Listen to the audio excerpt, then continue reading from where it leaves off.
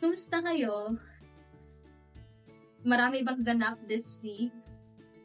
Okay, alam niyo may share ako sa inyo. Um, Nasubukan niyo na ba yung sumakay kayo ng jeep, tapos 'di ba yung nasa dulo ako, tapos parang gano'n yung nasa dulo ka, tapos yung isang tao ay nasa likod din ng driver, gano'n. Yung parang nasa likod siya ng upuan ng driver, gano'n. So, siyempre dahil malayo ako, of course, inabot ko yung pamasahe ko sa kanya, gano'n. Tapos, eto namang tao na 'to, tumigil na lang siya sa'kin. Like, alam mo yung tiningnan niya lang talaga ako, like literal na tiningnan. Sabi niya, parang gano'n. Tapos sabi ko, "Puwede pong paabot?" Gano'n. Wala siyang reaksyon, guys, as in wala talaga siyang reaksyon.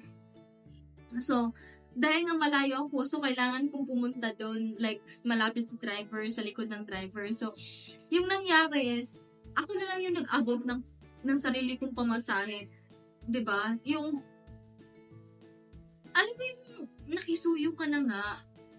Hindi naman ako like parang nag-demand na, "Eh, abot mo nga yung pamasahe ko," parang gano'n. Hindi naman. Alam mo yung nakisuyo pa ako, sabi ko, "Puwede pong paabot ng pamasahe ko," gano'n. Ta's ayaw niyang iabot, sabi ko, ano ba yun? Like, siyempre hindi naman ako namimilit. So, yung ginawa ko, ako na lang yung nagbigay ng pamasahe sa driver. Pero 'di ba guys, alam mo yung feeling na na nakisuyo ka naman, hindi ka naman nag-demand, hindi naman ako nagmaldita nung time na yun. Ayun lang, parang alam mo yun, like, parang na-shock lang ako sa reaction niya, gano'n. Kasi kung ako yun, siyempre iaabot ko talaga yun, alam mo yun? Hindi naman masama kung, alam mo yun, kahit kung tulong na din kasi yun, 'di ba? Like, parang iaabot mo. Pero baka sabihin niyo ang tamad-tamad ko, hindi ko maabot yung sarili kong pamasahe.